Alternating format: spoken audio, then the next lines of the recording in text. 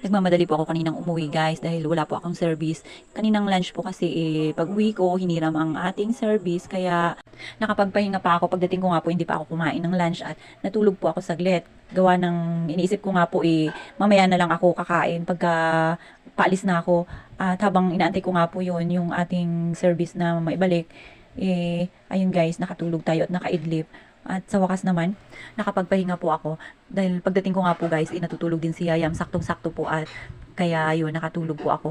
Dahil tanghali na nga rin po siguro, ikakakain lang po nila. At sabi nga ni nanay, late na nga raw po natulog. Kaya sakto kaninang lunch, pagdating ko iyon, tulog. Kaya nakapagpahinga tayo ng medyo matagal-tagal. At kakain tayo ko nga guys ng sasakyan, inabot na tayo ng mag-alas 2 na nga po. Kaya sabi ko, hindi pwedeng hindi ako papasok. Kaya nagunti-unti na ako nilakad ko guys. Ang super layo ng aming kalsada ng pag-aabangan ko. At alam nyo ba na sobrang taas ng init. Pero sacrifice na lang guys para lang makapasok ako. At ayan, nag-commute ako. Sa wakas, nakarating din ako sa aming office. Pero yun nga guys, dahil may activity po, may Zumba po ako ngayong 6 o'clock.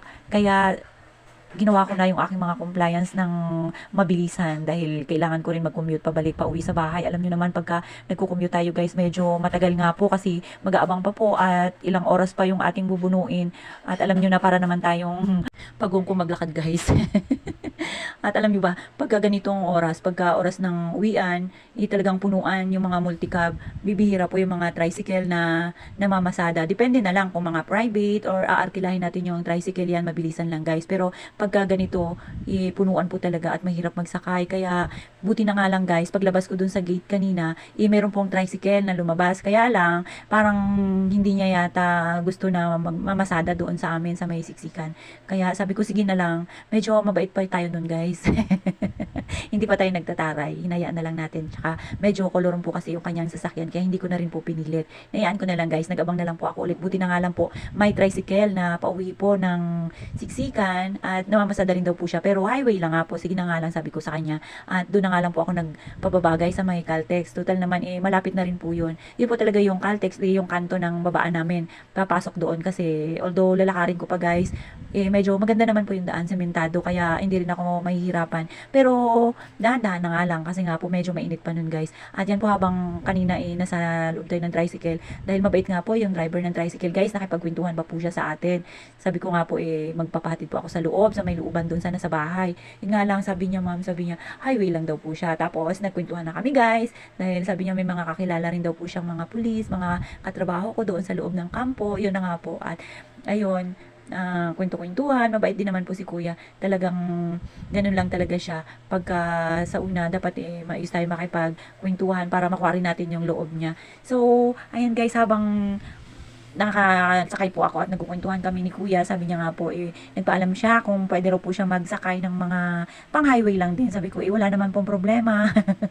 Dahil hindi ko naman po arkilado ito yung tricycle dahil nga po highway lang din po tayo guys. At medyo maaga pa nga rin po, tingnan nyo nga yung araw guys, o yung sikat ng araw, masakit pa siya sa mata pagka natapat sa'yo. O, kaya ayan, medyo maluwag na nga po dahil yung mga sumakay kanina, nauna ring bumaba. Kaya ako na yung naunang sumakay, ako pa yung huling bumaba guys. Napansin ko nga po, medyo maaga pa nga pala ito. At kung mapapansin niyo, kukunti pa lang yung mga sasakyan na dumadaan. Kalimitan po kasi guys, pagka ganitong uwian na, halos traffic na dito. Pero dati guys, nung panahon namin, wow, talagang panahon namin, ibig sabihin, ganun na ako katanda.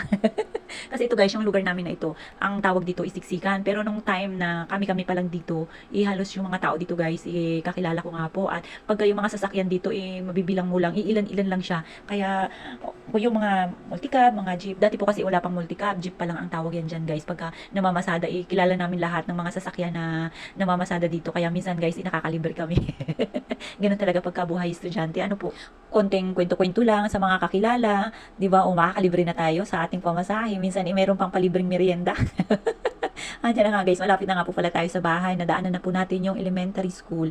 At yan, dahil nga po nag-commute tayo, nagantay tayo ng matagal dito sa labas dahil medyo busy pa sila sa loob ng bahay guys. At Nagpahinga lang nga po ako saglit dahil alam nyo na naghahabol tayo ng oras dahil medyo mainit po at malayo-layo ang ating nilakad guys. Inuhaw ako. Siyempre, uminom ako ng warm water lang. Hindi na po ako umiinom ng malamig dahil madali po akong sipunin. At yan, nakita nga po ako ni Yayam. Narinig niya yung aking boses guys. Tuminom din siya dahil nauhaw din po siguro ang ating bulinggit. Sobrang dami po nang nainom niya guys. Dahil nga po sobrang init ng panahon. Mahilig na rin po yan siyang uminom ng tubig. Buti na nga lang po matakaw siyang uminom para kahit pa paano po makakaligtas din siya sa mga sipon-sipon at hindi siya talagang dapuan ng ano guys, malapit dapuan ng mga sakit-sakit. Alam nyo na. Alam nyo ba na pagka nauuhaw yan, dahil nga mababa lang yung aming lababo at kayang-kaya niyang abutin yan hihilain niya po si nanay at magpapakuha lang yan ng tubig. At yan, alam na namin kung anong ibig niyang sabihin guys. Nandito na nga po pala ako sa Happy Husky Cafe. Yan po, ito po yung kanilang entrance guys. Pagka sarado po yan, restaurant po kasi yan siya. Pwedeng magmerienda, pero pagka sarado guys, medyo hapon na po kasi pagka nag-start kami dyan ng Zumba. So, dito po kami dumadaan sa gilid at yan makikita nyo maraming mga husky dyan guys. Wow, super cute nila. Ang lalaki nga guys. At alam nyo ba, maganda rito guys coffee, meron po rin kasi ditong spa, ayan, super gaganda at alam nyo ba napaka-relax dito guys, pagka pupunta kayo dito dahil nga po tahimik at malamig, mahangin, at lahat ng mararamdaman ninyong peaceful po dito guys. At yan po, nandiyan na po pala yung aking sexing kasama, wow, kasama ko po yan siya sa trabaho, kita nyo naman oh, flawless at sexy. Nauna na pala sila dito guys, akala ko kukonti pa lang, feeling ko kasi guys ako pa lang nauna, charot. Saan ka late na ako guys. Yun nga lang, parang nagkukwentuhan pa sila sa labas. Kaya umikot-ikot muna ako dito guys dahil bago lang po akong nakapasok dito sa spa nila. Dahil nga po, ramdam ko na wala pa yung aming instructor at naririnig ko pa sila nagchichikahan sa taas guys. Yan, inisa-isa ko na to tingnan at kita nyo naman may kasama pang video. O, napakaganda po at malinis. Yan, ang Palawan Fish Spa nila dito. Super ganda at talaga namang sigurado ako na magugustuhan ninyo pagka dito kayo nagpaspa guys. O, super ganda diba?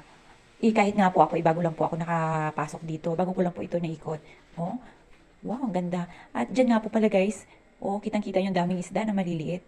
At meron pa silang pa-fountain dyan sa gilid. Oh, ang ganda, di ba?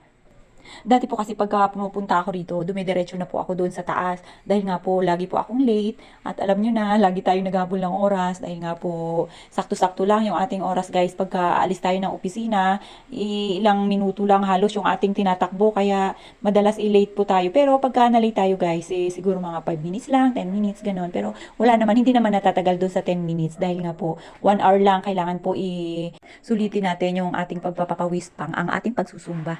Guys, kung nakikita nyo ba yan sa likod, di ba? Ayan po ay area ng malapit po sa amin yan. Kaya kung mapapansin niyo medyo malinis na nga po sa may bandang likuran. At yan talagang inubos na natin yung oras natin dito guys. Kakaikot-ikot dahil nga po sobrang natutuwa ako dahil bago ko lang nga po itong nakita. Oh. Talagang kung gusto niyo kung yung mga malalapit dito, pwede po dito mag-date. Wow, mag-date talaga. Pero guys, hindi ko pa talaga natatry na magpa-spa dito. Oh. Wow, ganda.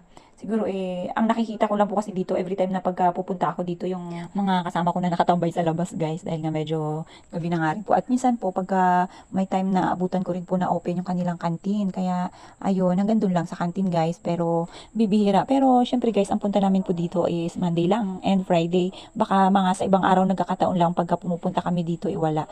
At yan sinilip ko na nga po kung dumating na yung aming instructor at wala pa nga, kaya sinipag pa ako mag-ikot-ikot dito sa likuran. Maganda po talaga siya dahil nga po malinis. May nagmi-maintain po kasi ng kanilang cleanliness dito guys. Kailangan po talaga yun pagka ganito yung mga ating business. Oh, wow, ganda. At dito yung kanilang CR ng pang babae at para sa lalaki. Yan, oh. Wow, talagang relaxing. Lalo na siguro guys pagka medyo gabi-gabi na, nagtatakip silim. Oh, sarap magpaspa dito. Talagang antukin ka. Sabayan pa ng hangin. Malamig na hangin. Ay talagang makakatulog ka niyan. Sana all may mga kasama, di ba? Pagka ganyan na pupunta sa mga ganitong lugar. O pwede kang mamasyal dito guys. Pagka may kasama ka. Oh. Wow! Sana all. Pero tayo guys, doon na lang tayo sa bahay. Tamang doon na lang tayo kay Yayam magpapadede. At makakasama natin si Yayam sa loob ng kwarto. So, ayan guys, nakita ko na nga yung ating instructor na sa CR. Dumaan po siya doon kanina, kaya sumunod na po ako dahil lampas na po yung ating oras. Pero mga 3 minutes lang guys. Yan, sabi niya nga late na raw siya. Pero sigurado babawiin niya yan. Yan, pag-akyat nga po namin dito, yan na po yung aming mga kasama, tamang kwento-kwentuhan lang guys. Dahil po ito si Ma'am Evs ay galing ng bakasyon, nagbakasyon po siya guys sa Boracay. Kasama niya yung kanyang family, hindi pa nga po nakakarating, tumawag na po sa atin para sabihin kung ano yung ating pasalubong. Wow naman, so sweet naman ni Ma'am. Very thankful po tayo dahil hindi niya tayo nakalimutan guys. Yan, bago nga po tayo, hindi pa nga po tayo nakakapasok, inabot niya na sa atin yung ating pasalubong. Talaga naman. Thank you po, Tita Eve, for this pasalubong. Kung mapapansin nyo guys, super sasaya po ng aking mga kasama, di ba? Wala silang mga pakialam. O kanya-kanya silang naka-ready na po dahil medyo nauna po sila sa atin Kala ko nga po tayo pa yung nauna sa kanila. At agad-agad, yan. O start na kaagad guys dahil nga po medyo late na po yung ating oras. Dahil syempre yung ating mga mami, may nag-aantay rin pong mga family at mga anak sa bahay. Kaya kailangan kung ano yung oras, yun din po yung ating susundin. Yung oras po ng ating Zumba guys, ng 6 to 7, talagang saktong-sakto lang po yan. Kumbaga yan po yung pagdating natin sa bahay, magpapahinga instead na magpahinga po tayo Yan, sakto tuloy-tuloy lang ang ating pagpapawis. At pagdating sa bahay, tamang konting rest lang at aasikasuhin na naman natin yung ating mga anak dahil hindi na mawawala sa ating mga mami yun guys, di ba? And after nyan kakain din tayo. Pero pagka yung iba na wala nang inaasikaso sa bahay, pwede pang makapag-lakwatsa. Alam nyo guys, yung mga nagsusumba dito, pwede naman din na yung dalaga or kahit sino naman po pwede. Pero halos karamihan po dito yung mga mami na guys. Kaya walang hiya-hiya. Kahit na ano pa man yung iyong body, pwedeng-pwede yan dito dahil hindi naman po yun pinapansin dito. Kaya nga po nandito tayo para magpapawis, magbawas ng mga fats. Kaya ayan, igalaw na natin ng igalaw, itodo na natin yan guys. Dahil minsan lang ito, buti na nga lang po ina-invite tayo dito ni Tita Ebs guys. Yan, dahil kung sa akin lang, tamad na tamad ako mag-a-attend ng mga ganito. At yan guys, tingnan nyo nga yung aking itsura pawis na pawis. Ready na po akong umuwi at pinagpapawisan na. Bye bye po.